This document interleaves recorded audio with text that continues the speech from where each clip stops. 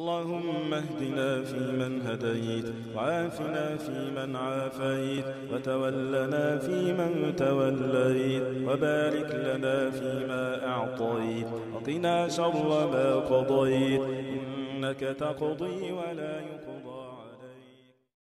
ওয়ালাইকুম আসসালাম ওয়া রাহমাতুল্লাহি ওয়া বারাকাতুহু। এক বোনের প্রশ্ন হচ্ছে যে অনেকে বলে থাকেন যে রুকু বা সিজদার তাসবিহ বিজোড় অর্থাৎ 3 5 7 9 এভাবে পড়তে হয়, এটা কি সঠিক?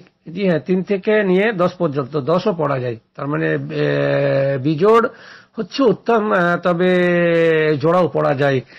যেমন উলামায়ে কেরামরা, যেমন মুসলিম একটা হাদিস রয়েছে মুসলিমে, হুযায়ফা রাদিয়াল্লাহু তাআলা বর্ণিত, তিনি বলছেন সাল্লাল্লাহু মা নবী সাল্লাল্লাহু আলাইহি সাল্লাম, আমি নবী সাল্লাল্লাহু আলাইহি সাল্লামের সঙ্গে নামাজ পড়েছি। ফাকানা ইয়াকুলু ফি রুকুইহি, আল্লাহ রাসূল রুকুতে বলতেন সুবহান রাব্বিয়াল আযীম। আর অনুরূপভাবে ওনার অন্য একটা হাদিস রয়েছে যে আমি নবী সাল্লাল্লাহু আলাইহি সাল্লামের পিছনে নামাজ পড়েছি, আল্লাহ রাসূলকে আমি সাজদায় বলতে শুনেছি সুবহান রাব্বিয়াল আ'লা। এটা মুসনাদ আহমদে এবং যে মুসলিমে রয়েছে। উলামায়ে কেরামরা বলছেন ওয়াল আউলা আন ইয়াকুনা তাসবিহু বিতরান, আর উত্তম হচ্ছে যে তাসবিহ গুলো কি হবে না বিজোড় হবে, লা শাফান, জোড়া না। কারণ নাযরান লিতাফদীল বিতরি আলা শাফা, কারণ জোড়ার উপরে বিজোড়কে না অগ্রাধিকার দেওয়া হয়েছে শরীয়তে। সেজন্য উত্তম হচ্ছে 3 5 7 9 10 পর্যন্ত বলা যেতে পারে। জি, অনুরূপভাবে ইবনে কুদামা রাহিমাহুল্লাহ বলছেন যে ইমাম আহমদের কাছে হাসান বাসারি থেকে একটা হাদিস রয়েছে, আন্নাহু ক্বালা, তিনি বলেছেন যে তাসবিহু তাম্মু 7 বার রুকু এবং সাজদার তাসবিহ গুলো পড়া হচ্ছে সবথেকে পরিপূর্ণ। ওয়াল ওয়াসাতু 5 বার বলা হচ্ছে মধ্যবর্তী নিয়ম।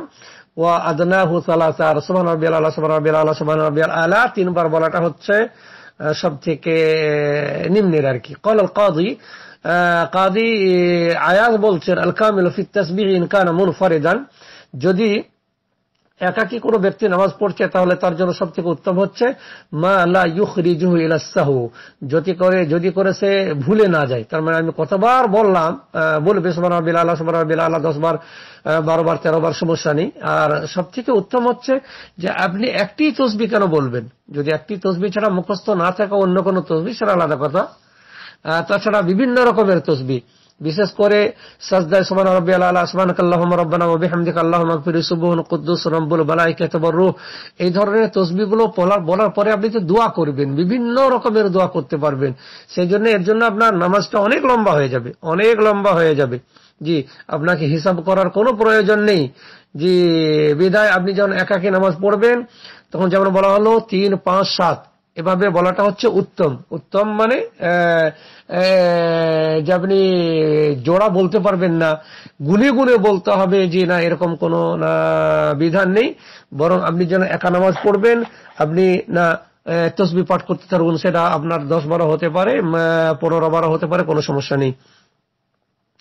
আর যেমনটি বললাম যে রুকুতে এবং সাজদাতে বিশেষ করে এই তাসবিহগুলো যদি আমরা মুখস্থ করি, প্রথমে হচ্ছে সুবহান রাব্বিয়াল আ'লা, সুবহান রাব্বিয়াল আযীম, সুবহান রাব্বিয়াল আ'লা রুকুতে এবং সাজদাতে।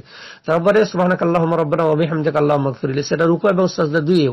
সুবহান কুদ্দুসুন রব্বুল মালাইকাতি ওয়ার রূহ, এছাড়া অন্যান্য দোয়াগুলো রয়েছে।